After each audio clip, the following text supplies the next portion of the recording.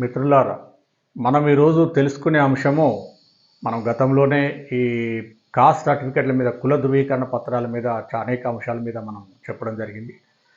మరి నిన్ననే ప్రధానంగా ఒక వార్త వచ్చింది. మొన్న మండే రోజు హైకోర్టులో ఆంధ్రప్రదేశ్కి సంబంధించినటువంటి పీజీ మెడికల్ సీట్లలో భర్తీ అంశంలో ఎస్సీ ఎస్టీ బీసీ సర్టిఫికెట్లు ఆంధ్రప్రదేశ్కి సంబంధించినటువంటివి తెలంగాణలో చెల్లవని చెప్పేసి గౌరవ హైకోర్టు తీర్పు వెలువడించినట్టు నిన్ననే మనకు ప్రధాన దినపత్రికలలో వచ్చింది.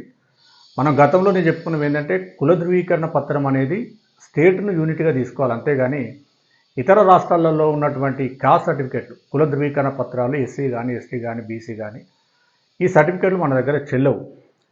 కానీ విద్యా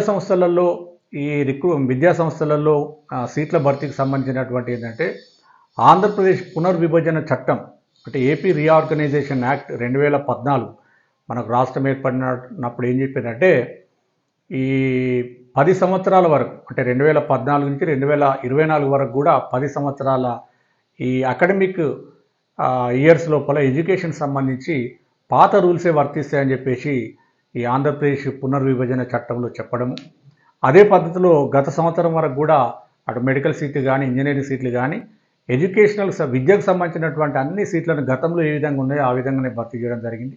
మరి ఈ సంవత్సరం ఎందుకంటే 10 సంవత్సరాలు అయిపోయి 11వ సంవత్సరం కాబట్టి మరి వాళ్ళ తెలంగాణ ప్రభుత్వం ఏంటంటే, ఎస్సీ ఎస్టీ బీసీ సర్టిఫికెట్లు మన రాష్ట్రానికి సంబంధించినటువంటి సర్టిఫికెట్లు మాత్రమే ఈ నాన్ లోకల్ కానీ లోకల్ కానీ కోటాలు ఉన్నటువంటి రిజర్వ్డ్ స్థానాలలో ఎంపిక చేయాలని చెప్పేసి ఒక నిర్ణయం తీసుకోవడము. దాన్ని ఈరోజు గౌరవ హైకోర్టు సమర్థించింది. ఎందుకంటే పునర్విభజన చట్టం లోపల, ఆంధ్రప్రదేశ్ పునర్విభజన చట్టంలో 10 సంవత్సరాల వరకు విద్యా వ్యవస్థలో మాత్రమే ఉంది. మరి ఉద్యోగాలలో అసలే లేదు. 2014లో ఏర్పడి తెలంగాణ ఆంధ్రప్రదేశ్ విడిపోగానే ఏ రాష్ట్రానికి ఆ రాష్ట్రమే ఉద్యోగాల భర్తీలలో కాస్ట్ సర్టిఫికెట్లు, ఒక ఆంధ్రప్రదేశే కాదు ఏ రాష్ట్రానికి చెందినటువంటి సర్టిఫికెట్లు కూడా మన తెలంగాణ రాష్ట్రంలో చెల్లవు. అదేవిధంగా తెలంగాణ రాష్ట్రంలో ఎస్సీ ఎస్టీ బీసీ సర్టిఫికెట్లు ఆంధ్రప్రదేశ్లో చెల్లవు ఉద్యోగాలలో. ఎందుకంటే ఉద్యోగాలలో 10 సంవత్సరాల కండిషనే లేదు.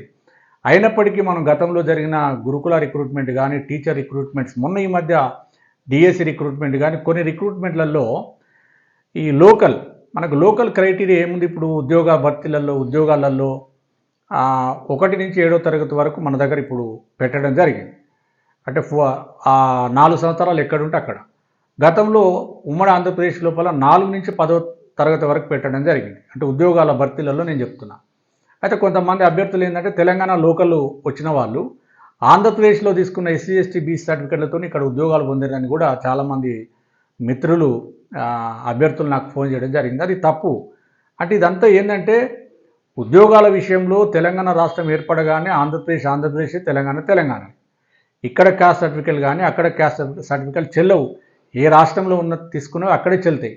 మరి ఇక విద్యా వ్యవస్థలో మాత్రం ఎడ్యుకేషనల్ అడ్మిషన్స్లో మాత్రం 10 సంవత్సరాల రిలాక్సేషన్ ఉంది. ఆంధ్రప్రదేశ్ పునర్విభజన చట్టంలో 10 సంవత్సరాల వరకు విద్యారంగంలో ఉన్నటువంటి సీట్ల భర్తీ పాత పద్ధతిలోనే జరగాలని చెప్పారు. కాబట్టి క్యాస్ట్ సర్టిఫికేట్ ఆంధ్రప్రదేశ్లో తీసుకున్నా, తెలంగాణ తీసుకున్నా వాళ్ళు రిజర్వేషన్ కోటాలో ఎస్సీ ఎస్టీ బీసీ కోటాలలో అడ్మిషన్లు పొంది ఉన్నారు. ఇక ఈ సంవత్సరం నుంచి అవకాశం కూడా లేదు. దానికి క్లియర్ కట్గా హైకోర్టు కూడా చెప్పింది. ఒకవేళ ఇంకా అదే పద్ధతిని కనుక కొనసాగించినట్లయితే అసలు ఈ రాష్ట్రం విడిపోయేదానికి అర్థం కూడా లేదని చెప్పేసి గౌరవ హైకోర్టు నిన్న చెప్పడం జరిగింది. అంటే మొన్న మండే రోజు చెప్పడం జరిగింది. ఇది వాస్తవం. చాలా అంశాలు మనం చెప్తా ఉన్నాం, కానీ ముఖ్యంగా విద్యార్థులు కానీ అభ్యర్థులు ఈ లీగల్ అంశాల మీద మినిమం నాలెడ్జ్ను తీసుకోవాలి. ఎందుకంటే గతంలో డిఎస్సి రిక్రూట్మెంట్ కానీ, గతంలో జరిగినటువంటి తెలంగాణ రిక్రూట్మెంట్లలో ముఖ్యంగా ఖమ్మం ప్రాంతంలో మరియు మహబూబ్నగర్ ప్రాంతాలలో అంటే ఆంధ్రప్రదేశ్కి సంబంధించినటువంటి క్యాస్ట్ సర్టిఫికెట్లతోటి మన దగ్గర ఉద్యోగాలు పొందిన సార్, ఉద్యోగాలు ఇచ్చిండ్రు. మరి ఇక్కడ స్క్రూటినీ వ్యవస్థ కానీ అడ్మినిస్ట్రేషన్ వ్యవస్థ ఏం చూసుకోలేదు సార్ అని చెప్పి కొంతమంది అభ్యర్థులు మనకు చెప్పడం జరిగింది. మరి అది కూడా నిజంగా వాస్తవం. ఎందుకంటే రిక్రూట్మెంట్ ఏజెన్సీస్ ఈ లీగల్ అంశాల మీద ఎవరైతే సర్టిఫికేట్ వెరిఫికేషన్ చేసే అధికారులు ఉన్నారో వాళ్ళకు సరైన శిక్షణ ఇవ్వాలి. ఏ సర్టిఫికేట్ ఏ విధంగా చూడాలనేది.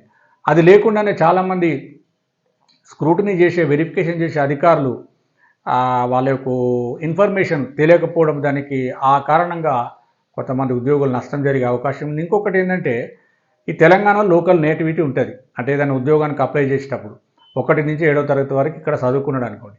వాళ్ళు ఏం చేస్తున్నారు, ఇక్కడ ఒక ఫేక్ సర్టిఫికేట్ తీసుకొని ప్రయత్నం చేస్తున్నారు. ఇక్కడ అధికారులు అక్కడక్కడ ఎస్సీ ఎస్టీ బీసీ సర్టిఫికేట్లు ఇస్తున్నట్టు కూడా మనకు కొంత సమాచారం ఉంది. అట్లా కాకుండా ఎవరైనా ఈ రకంగా దొడ్డిదారిన ఇక్కడ రిజర్వేషన్ పొందే అవకాశం పొందడానికి ప్రయత్నం చేస్తే అలాంటి అభ్యర్థుల యొక్క సమాచారాన్ని సంబంధించినటువంటి అధికారులకు మీరు తెలియజేయండి. ఎందుకంటే ఎస్సీ ఎస్టీ బీసీ రిజర్వేషన్లు అనేది స్టేట్నే యూనిట్గా తీసుకోవాలి, అంతేగాని దేశం మొత్తం కాదు. కాబట్టి ఈ రాష్ట్రానికి సంబంధించినటువంటి ఉద్యోగులైతే ఉద్యోగంలో రిజర్వేషన్లో నాన్ లోకల్ పోస్టులు కానీ లోకల్ పోస్టులు కానీ రిజర్వేషన్ కోటాను అనుభవించాలంటే, కోటాను పొందాలంటే ఖచ్చితంగా ఈ రాష్ట్రానికి చెందిన వాళ్ళే ఉండాలి. మరి ఆంధ్రప్రదేశ్లో కూడా అంతే. ఆంధ్రప్రదేశ్ చెందిన వాళ్ళే అక్కడ క్యాస్ట్ సర్టిఫికేట్ తోటి ఎస్సీ ఎస్టీ బీసీ సర్టిఫికేట్తో ఉద్యోగాలు తీసుకోవాలి. ఇక్కడ తెలంగాణకు సంబంధించినటువంటి సర్టిఫికేట్ అక్కడ చెల్లదు, ఆంధ్రప్రదేశ్ సంబంధించినటువంటి ఎస్సీ ఎస్టీ బీసీ సర్టిఫికేట్లు ఇక్కడ చెల్లవు. అది ఉద్యోగాలలో మాత్రం ఉద్యోగాల భర్తీలలో 2014 నుంచే ఉంది అది ఆ రూలు.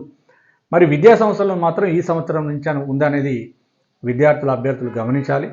ఇంకా మీకు ఏమైనా అనుమానాలు కొన్ని డౌట్స్ ఉన్నట్లయితే మీరు కామెంట్ రూపంలో అడగండి, నేను క్లారిఫై చేసే ప్రయత్నం చేస్తాను. మరి మన యొక్క ఛానల్ని చాలామంది విద్యార్థులు వేల సంఖ్యలో చూస్తున్నప్పటికీ ఛానల్ని సబ్స్క్రైబ్ చేయడం లేదు. తప్పకుండా సబ్స్క్రైబ్ చేసి ఛానల్ని సపోర్ట్ చేయాలని తెలియజేస్తూ ఇంకా కొన్ని లీగల్ అంశాలను మీ ముందుకు తీసుకొచ్చే ప్రయత్నం చేస్తానని తెలియజేస్తూ ముగిస్తున్నాను. Thank you.